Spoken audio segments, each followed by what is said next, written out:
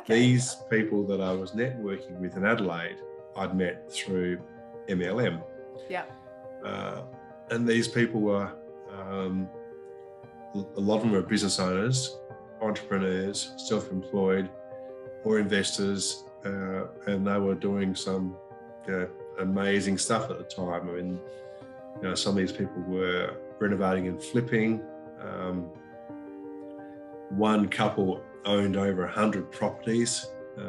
They would travel together regional with a team. They'd buy a cheapie and they'd go in, they'd fix it up. Yeah. And then they put a tenant in place.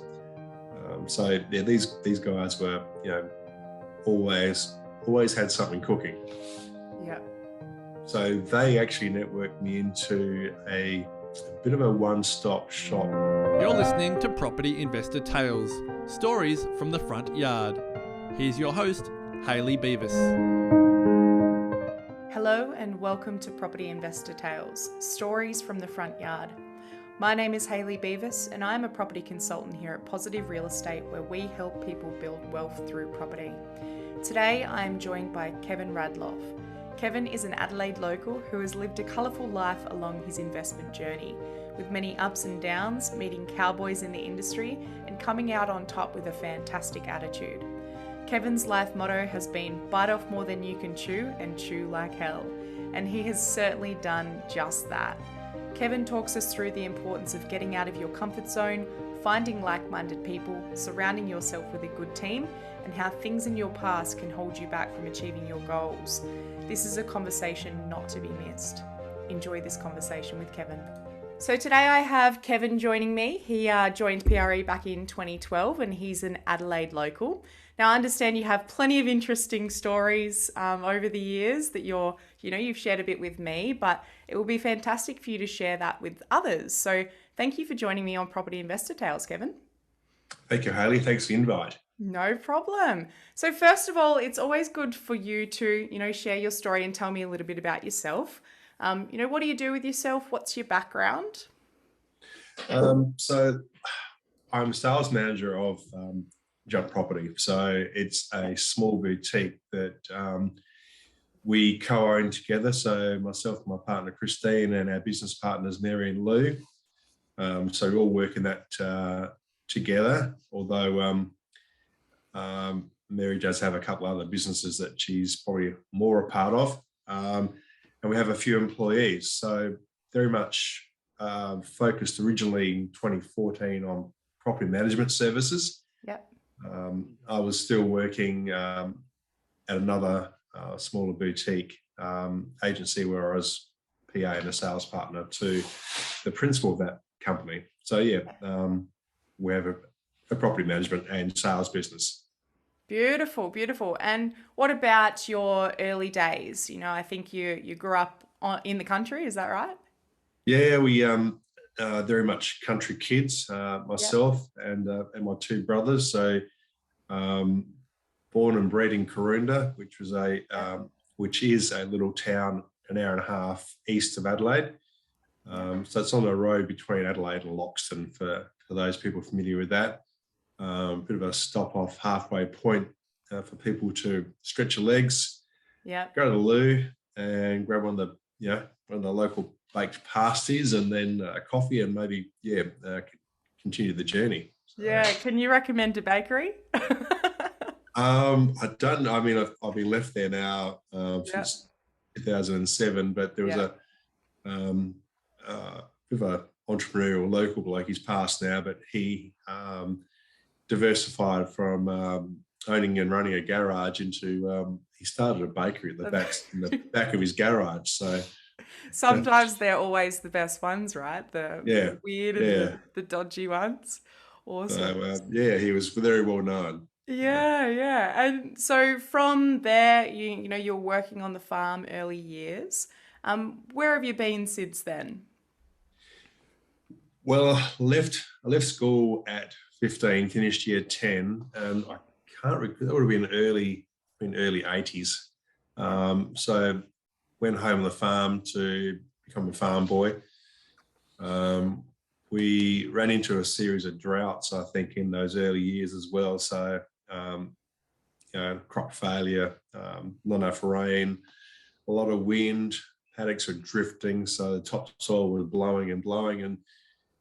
And so actually, I think back in the day, the government launched this scheme, which was basically work for the dole, which allowed all the farmers' sons and farm employees to continue to labour on the farm and receive the dole payments, because it was actually, there was nothing in farming at that point. So it was actually quite hard. And I think, look, my parents encouraged me, look, if you can pick up a local job, go for it. So I was doing some casual work, had also done a lot of casual work in shed handing and roustabouting, which, shearing sheep and, doing all that sort of stuff, wool picking and travelling and doing that around the district, and also, further afield, southeast of South Australia. We did a few trips down there and did a few sheds with a local shearing crew. So they're all farmers, and to supplement the income, they basically went off shearing sheep. So I did a lot of casual work. Picked up a casual job at local council during those drought times, and I was employed as a surveyor's assistant. So we're running around surveying putting new roads in, and upgrading dirt roads into bitumen roads. So that sort of initially, whilst casual, turned into a 1-year contract and a 2-year contract.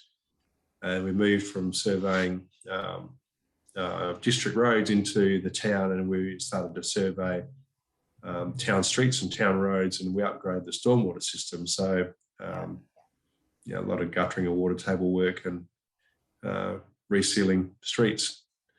And then council actually advertised a job for a multi-skilled employee, and they strongly hinted and suggested that I should apply. So I guess the job was already yours by the sounds of it. Basically, they went through the channels of advertising it to just tick off a few boxes.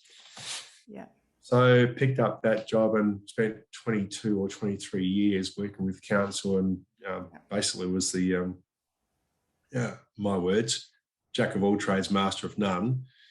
So you get to do a lot of different things. So whether it's irrigation work, trenching, driving earth moving equipment, curating all the ovals, basically the mowing and the fertilising, and just sort of turf management and turf care. So a lot of driving the garbage truck. So it was managing the cemetery, which meant you met these lovely people at the old age homes, and then down the track you were burying them. Oh dear. So we managed the burials and the cemetery, and then the memorial wall where we intern people in the, put the ashes in the wall and put a plaque on top of it, and so that was all my responsibility basically. Right. And was this in Adelaide itself? No, that was in Corinda. So there was never a dull moment. Different job, different day. Never did the same thing twice. So that suited me fine. I actually get a bit bored, I think, if I'm doing the same thing over and over repetitively. Interesting. So how long have you been in Adelaide for? Moved to Adelaide in 2007. I basically ran out of excuses. So my daughter finished. I did a stint as a single dad there for a while. So raised my daughter from about, I can't remember the timing now, but anyway. So we were basically a sole parent family, and once she finished year 12 in Corinda, then she launched into a double degree at Adelaide University. So I'd always sort of dropped hints with my employers that I'd needed a new pay grade and a new classification, and I was sort of looking to sort of expand and do more anyway. So they said, oh well, you can always take their skills elsewhere if you feel that way. Yeah. So I did. I basically resigned and moved to Adelaide. It took me probably 18 months to find myself a role, network myself into a role. Then we made the move. So whilst the plan was that we would maybe find a house and rent somewhere, the realisation was that, hey, house prices in Adelaide, even back then, were probably beyond what I could manage and afford after selling up. We sold my house in Corinda. I'd renovated that extensively, so we had that for over 23 or 20 odd years. Yeah. And sold that well at the time, relatively speaking. Yeah, beautiful. And in terms of your experience with property, prior to joining Positive Real Estate or even investing, tell me a little bit about your experience back then. Look, I was fairly gregarious by nature, and I realised that networking was key. So when I hit Adelaide, I'd already networked myself into a company. It was program maintenance services, we were called then. They were called then, and then there was a change of company name to Program Property Services. But as part of networking, I got that job through networking myself with one of the guys that was a manager there. So I started hanging out with people. I don't know how I'd actually first met them. That's how it was. I'd got involved in a multi-level marketing company whilst I was still living in Corinda. So these people that I was networking with in Adelaide, I'd met through MLM. Yeah. And these people were, a lot of them were business owners, entrepreneurs, self-employed, or investors, and they were doing some amazing stuff at the time. I mean, some of these people were renovating and flipping. One couple owned over 100 properties. They would travel together regional with a team. They'd buy a cheapie and they'd go in, they'd fix it up. Yeah. And then they put a tenant in place. These guys were, always had something cooking. Yeah. So they actually networked me into a bit of a one-stop shop property investment company here in Adelaide, run by a couple of brothers. They'd come out of the building industry, and they'd set up this company where they were sourcing property. That also had their own internal brokers, and they were doing project management and basically bringing deals together where they're finding sometimes distressed developers or distressed sellers and putting house and land packages together and maybe sort of packaging up the land with a local builder. Yep. So I did a couple of deals through those guys. They were probably fairly looking for the right words. Yeah, look, you could attend them cowboys, but they're having a go. Yeah. So we did a couple of house and land packages with those guys. Yeah. They had a whole coaching and mentoring thing sort of set up in the monthly meetings and all that sort of stuff, and they had guest speakers. And look, that was all good. I learned a lot. Yeah. Probably also got misled a little bit because there was a blanket statement made quite often that property doubles in value every 7-10 years. Ooh. So it's like, well. And where were you buying these house and land packages? Well, I did one in Bendigo, or a suburb of Bendigo, which was California Gully. So there's a lot of land release or the regional. Yeah, it was an estate. That one not so bad. That one worked. I bought one in at House and Land in Whaler Jenkins, which was inside an estate called Air Estate. Yeah. That one was a bit of a journey. I've still got it, and I should have sold it. trying to get out of that without paying the bank to get out of it. So I'm trying to weigh up whether the time is right to get out of that one.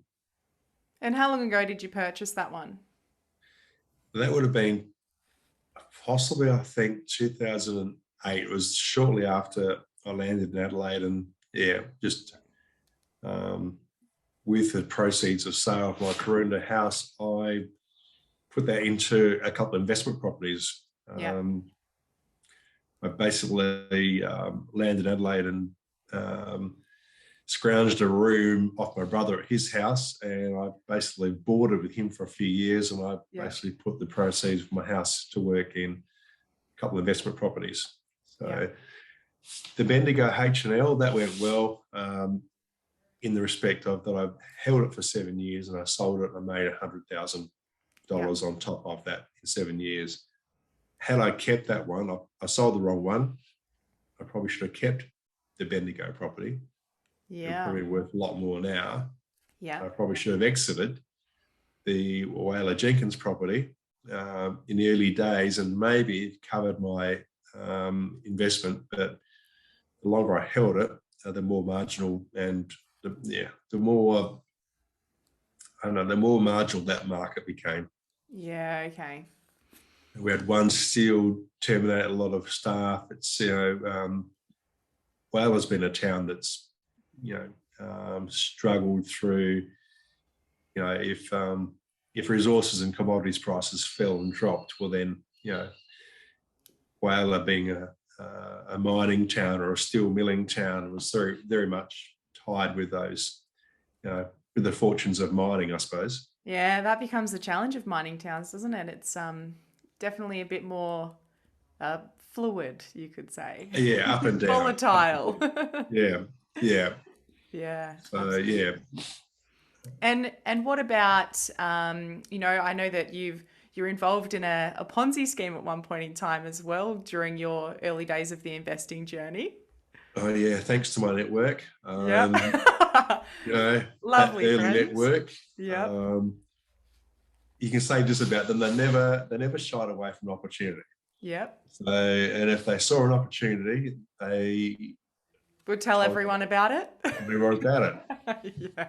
And I guess in hindsight, looking back, I mean, the thing is, we've always heard that thing, if it looks too good to be true, it probably is. Yeah. Well, I mean, I think my network, and I think myself included, we were pretty gung-ho there at one stage. It's like nothing could go wrong. We were just invincible. Invincible. And you saw these returns on paper profit, mind you. So everything looked great on paper. But this company was offering a 25% return on your money every quarter. Wow. So very seductive. So, the zeros were running around in my head. I was actually making plans for the money I'd made on paper before I even had made it. So what I wasn't going to do is going to pay off the investment properties and buy some more. And, it was going to be basically the vehicle. Bank set match. You were done. Yeah. Generate deposits for more properties using the money in this, what was parallel importing. The weird thing is that company started as a legitimate company, just didn't end up that way. So the guy was shipping products throughout Southeast Asia and landing them back into Australia to be sold throughout the Cunningham's warehouse and the cheapest chips sort of chain of shops. They were rebranded, repackaged products, just cover labeled with English over various Asian languages, because they were they're Colgate Palmolive products, and they were just manufactured over there but brought into Australia and sold cheaply in the $2 shops. Yeah. So look, that went well for a while. I had the good sense somehow. I don't know where. I don't know. It must have been some sort of instinct that I needed to take profit and not invest, not lose my shirt. So put some money in, not get too cocky, and when the returns came, take some returns Yeah. So take some gains and reinvest. So I don't know, it's like I played it, I guess, where in other people weren't so lucky. We heard stories where, back in that stage, as people lost their, $1.2 million Sydney home, or, Ooh. when it all went belly up, Yeah. and when it came crashing down, I don't think I mentioned too many names about who started the Ponzi scheme. I might just leave that alone. But suffice to say, it was an $80 million Ponzi scheme. $80 million went missing of investors from around Australia. Wow. He was in the music industry. He was a lead guitarist and backing vocalist for some of the world's biggest acts. And he moved to Australia. Living the life of luxury, obviously. Living the life of luxury in a mansion in Serpentine, which was in Perth. Yep. And he would fly across Australia and wine and dine people, and basically, being a very charismatic front man to this business. Of course, yeah. The Australian Federal Police got involved once people started complaining that, where is our money? Where is our return? We'd had a lot of excuses given to us, because it's all, based on shipping. Oh, we can't dock the boat. The port's frozen over, or the weather's too bad. We can't bring the boat into port. We can't offload the products. We can't ship the products to the suppliers. What we didn't know at that stage is that people were throwing that much money at this guy to invest in his business that he actually sat back and thought, well, why am I bothering to buy and ship product? Why not just take the money, and when somebody asks their money, just, the last investor in was paying out the last investor exiting. So he basically was recycling the money and had actually stopped doing the various business activities that required the turnover. To keep the company afloat. So the Australian Federal Police got involved, the media got involved. We left. We had receivers managing investors meetings. We would exit those meetings to the media on the footpath with their news cameras and wanting to report on this massive scheme. So crazy, isn't it? Yeah. It's so crazy that it can get so big before it, comes crashing down as well. It's very, very interesting, all of that. And absolutely. And coming back to property, what's been your best deal along the journey? Actually, let's go to the weirdest, because you've got a pretty funny story, or a weird story around, a property that you purchased. So tell us about the weirdest story along your property journey. Well, I guess the lead up to that was after that first property investment company sort of folded and went bust, went bankrupt. Yeah. I don't know. I was chasing a lot of boot camps and mentoring, so I got involved in various education. I did a few courses with Landmark, which was the NLP sort of high cutting edge sort of Navy SEALs, and a lot of IBM and Apple. A lot of their executives did their workshops and seminars, and it was all about sort of thinking and being able to peak performance. Anyway, doing some of their mentoring and courses, and so I did a lot of courses. And after that other property investment business shut down, my network and we actually formed a little networking group. That we had our own little networking group where we would just look to joint venture and collaborate with each other, and share deals that we'd found that we might actually set something up, joint venture. Nothing ever came of it. I don't think, I don't know, I think the level of trust wasn't quite there, or I think some people in the group deem themselves experts and would actually deem the deal that we looked at as non-viable or didn't stack up. I actually put this deal that I'm mentioning to you now, I actually put that deal in front of them and said, look, I found something that's very interesting. And I was told that, no, it didn't stack up. The numbers didn't stack. But I wasn't convinced. I thought it was, how could you go wrong when you find 1,020 square meters with two titles on, to a lot what's in one title, situated on a corner. I mean, if you could find those every day of the week, you'd buy them every day of the week. Yeah. So anyway, how did I find that site?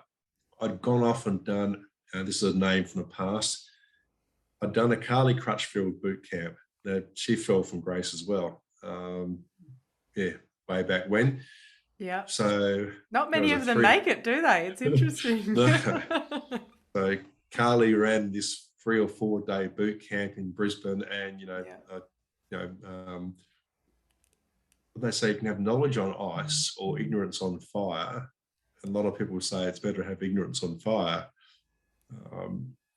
I don't know if that's the right terminology. Anyway, I came home and I was just fired up with like all these, finding these deals that, can you do a joint venture, or can you do an option, or, I picked up the paper one day when I was waiting for my daughter to do an amateur photo shoot, a modelling shoot. So I was reading the paper and found this line ad in the commercial section for this property in Woodville South. And it was 1,020 square meters. And I think they may have mentioned the corner position. So I thought, wow, just back from a boot camp, and I find this property. All fired up, ready to go. Photos. It's like, wow, this looks like it's got to be a winner, right? So, minimal detail winner. yeah. It's like location, corner, size. So let's go have a look at it. So I rang the agent and we get out there and have a look at it. Yep. It was a little strange that there are no photos provided. So and I didn't work it out at the time. It was always in hindsight. It was in hindsight that these things became more transparent. But so I went and viewed it. It was an old mid-century 1950s home, very sort of reminiscent of a lot of the American Californian sort of, flat roof, rendered brick. Would have been very modern and cool back in the day. In-ground pool, I think it was 4 bedrooms, 2 bathrooms, 2 living areas. It was a rambling place. Lots of on-site car parking and garaging. Anyway, it was an absolute cracker of a site on a corner, not far from the Queen Elizabeth Hospital. So the creative juices started flowing. Well, we just have to get this. Now, I've just done these 2 house and land packages, so they haven't even finished building yet. Yeah. So I'm quickly run out of funds, quickly run out of serviceability and borrowing capacity. So I think I talked my brother into it over a very late night, a couple of pizzas, and we'd bought a bottle of scotch, and we're sitting down drinking a scotch and cokes, running the numbers and running the scenarios, and munching on this pizza and thinking, how can we purchase this deal? It was an EOI, no price.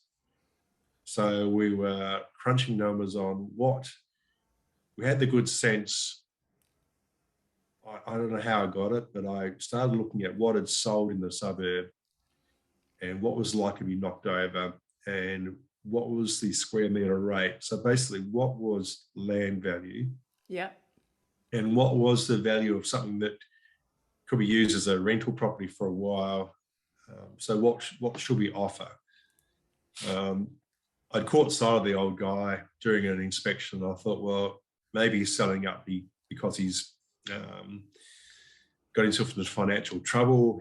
He's obviously elderly, so maybe money is a concern for him. Maybe shelter is a concern for him. So we submitted these various EOIs in we made up these new companies, used separate names, and we submitted these EOIs to try and outsmart the agent. So multiple different EOIs to just submit different prices and see what they accepted. Probably bidding against ourselves in hindsight. So we offered various amounts for the property, large deposits, smaller deposits, larger offer price, smaller deposit price, lower offer price, bigger deposit.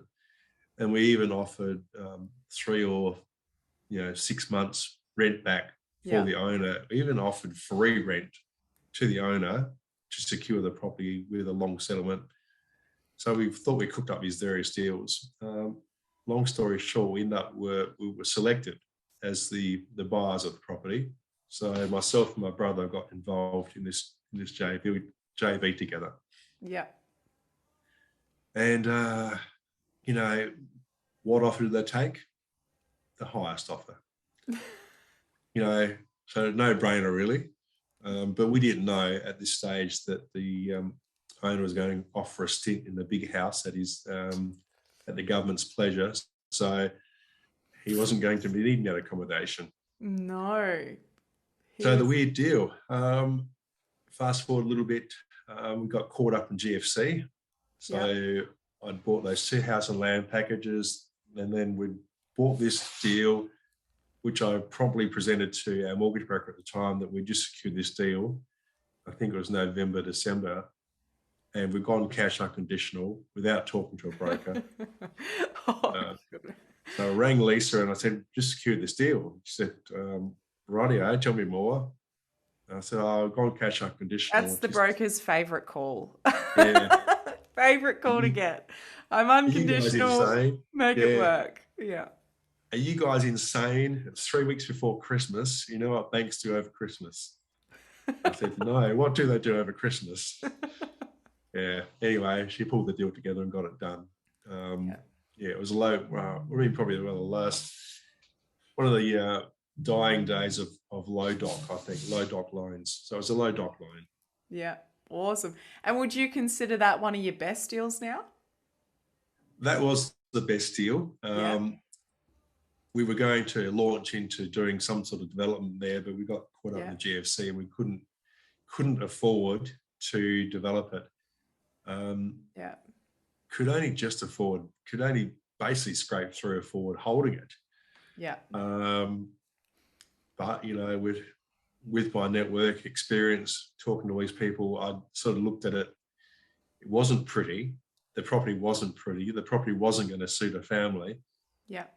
But with multiple living areas and multiple bathrooms and multiple bedrooms, it was going to be a perfect multi-let. Yeah. So I became a property manager. I became a property manager of a multi-let rental on a room-by-room basis. And our clientele were mainly 90% blue-collar men, working or not working. Sometimes we had housing trusts or housing schemes call us and looked for us to house one of their clients. So bond paid by housing department. That was an experience. I've heard so many stories why they couldn't pay their rent. Various like dog ate my homework or my pay hasn't come through. Anyway, it was an experience. Yeah, absolutely. And in terms of, over the past 10 or so years, what's been your journey in property since then? You've got a pretty good portfolio under your belt and you've also got a very, very good attitude. And obviously some of your early days in all of the probably multi-level marketing and coaching programs and, hanging out with Positive Real Estate as well. What do you attribute towards that, with initially the property deals and things like that and into, the attitude that you have towards investing today and the journey that you've been on? I was one of those guys who I subscribe to the theory, just bite off more than you can chew and chew like hell. Yeah.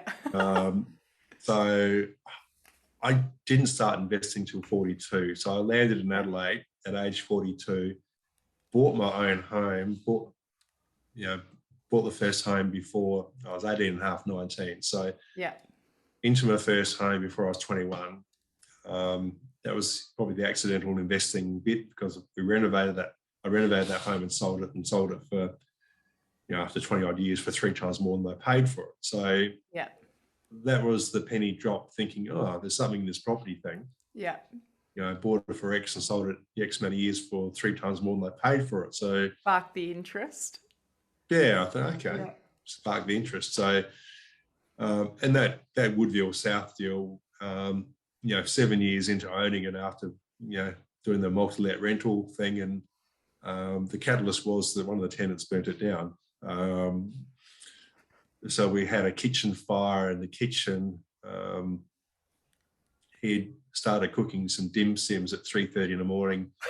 He was blind drunk, and he passed out, and the fat caught fire. And when he woke up, the saucepan and the stove were on fire. So he brought the garden hose into a fat fire and basically tried to put it out, which splashed it all over the kitchen cupboards.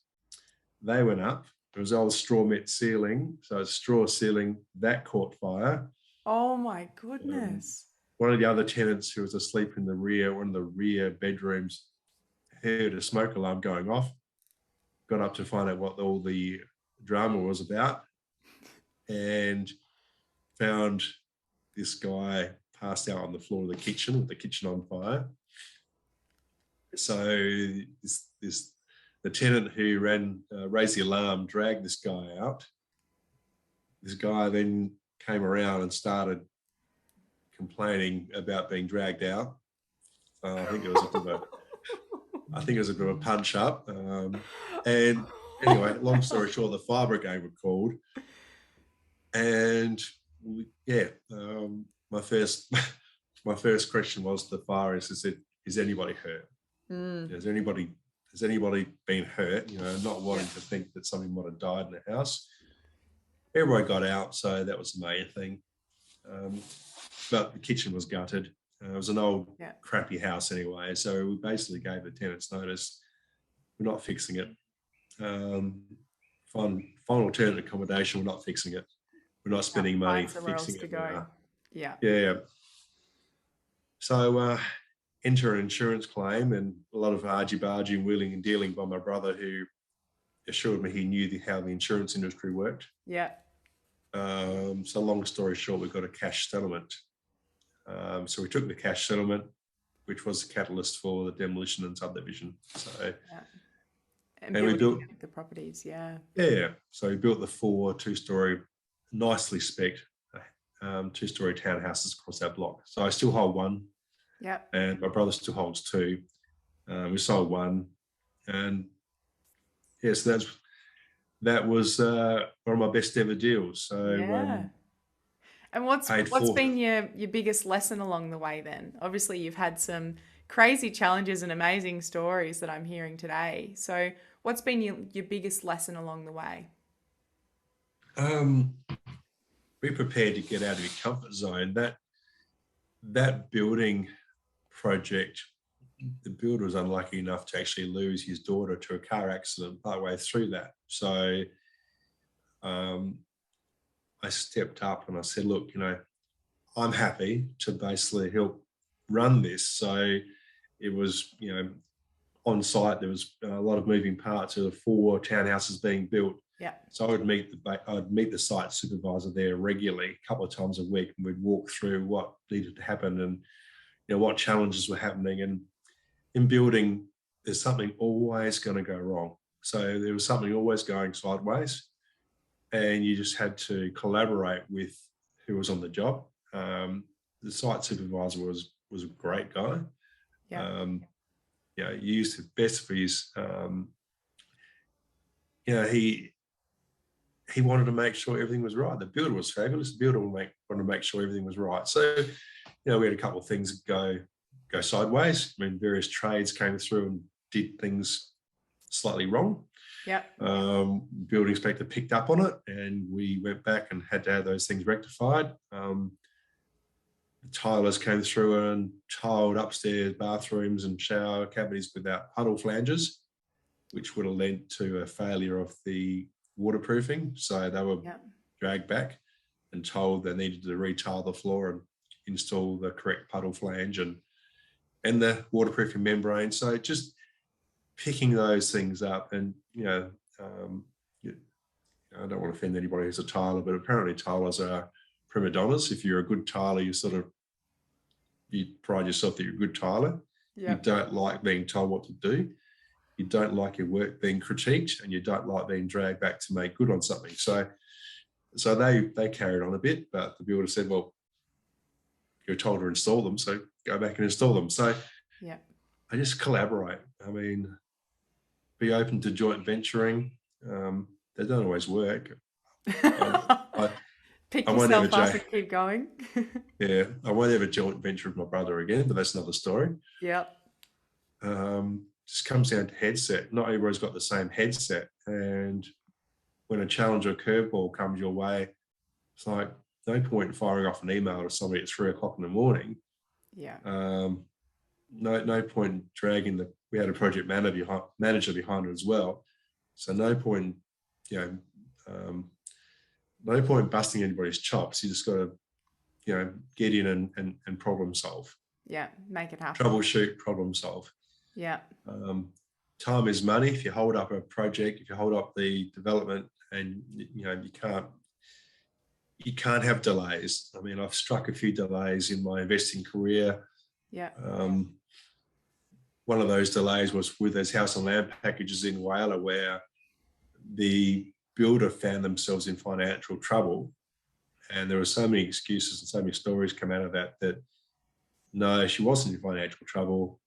Her accountant was ill and was unable to do the books or pay the bills. That was a bit of a furphy. Anyway, long story short, that house sat there at 95% completion for about 9 months, with me paying mortgage for 9 months straight without having an opportunity to put a tenant in place. So that was an interesting experience, and that was with that failed investment company. So I actually met with them. They sat me down. They wanted to eyeball me, the 4 of them across the table from me, to coerce me into paying the final project management claim and to stop making noise about the delays and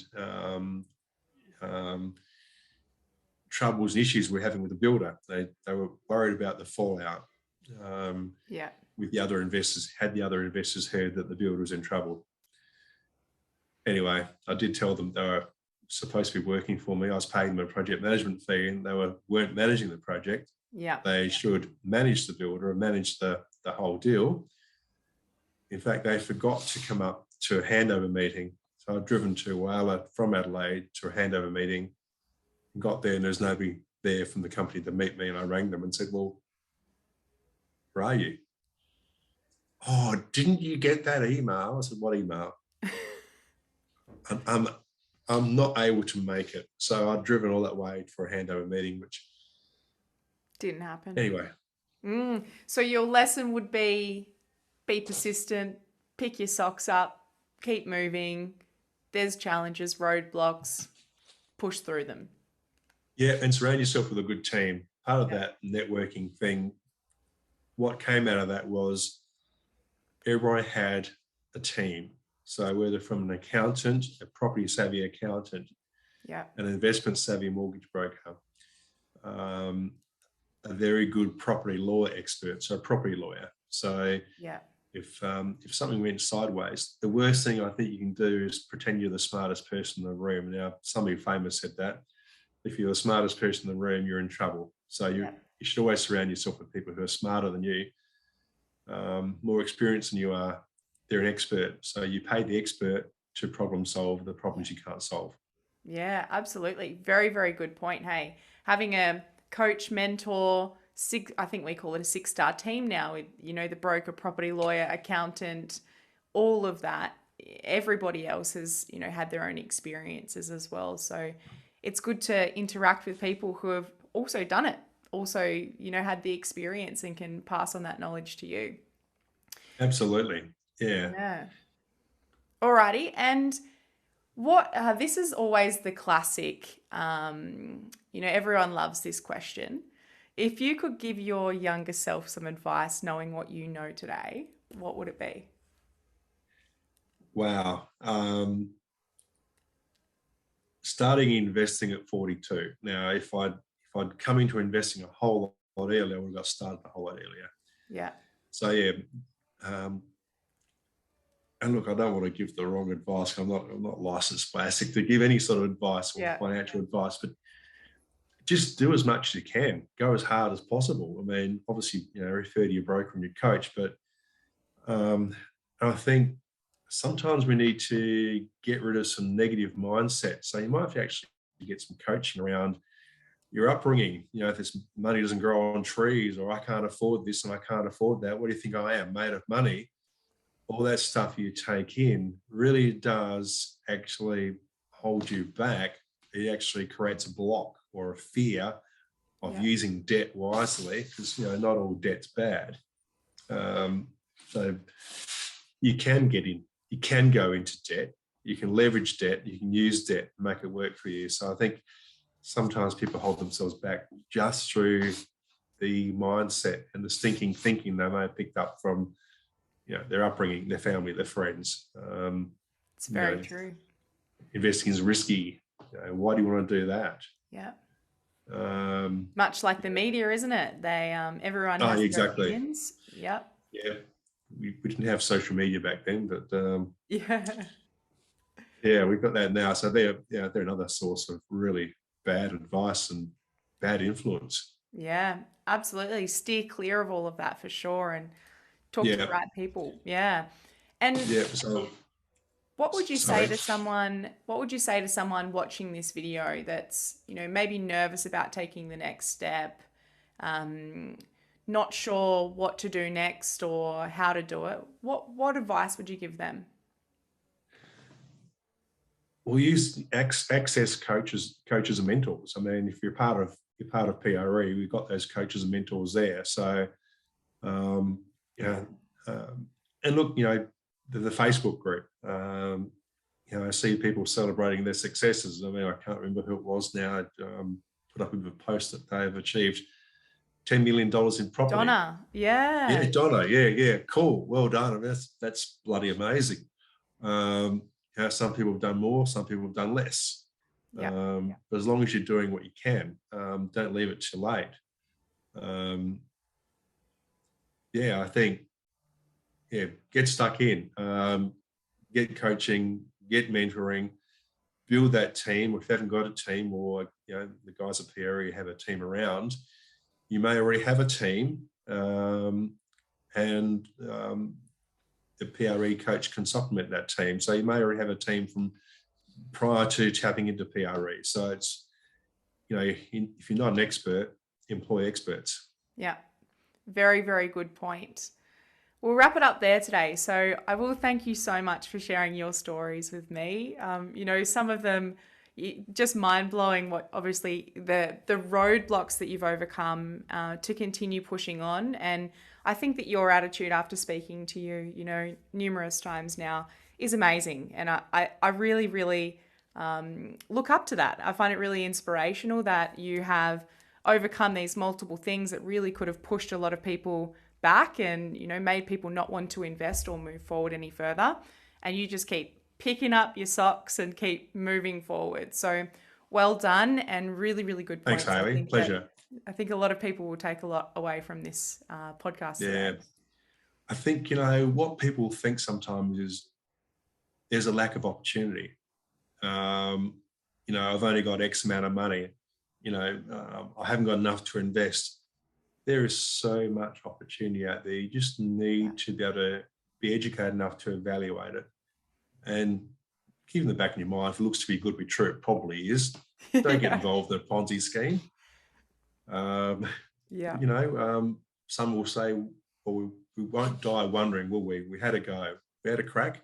That's it. Don't sit on the fence. Yeah, fortunately for me, more things worked than what didn't work. Yeah. You win some, you lose some. You lose a bit of money here and there, and you make some money here and there. Yeah. If you make more money than you lose, you're on the right track. Yeah, that's very true. Absolutely. Awesome attitude to have. So thank you so much for joining me on the podcast today. And Cheers, Hayley. It's been a pleasure. Been fun. Awesome. Bye-bye. Thanks for listening to Property Investor Tales. Remember to subscribe so you get notified every time a new episode drops.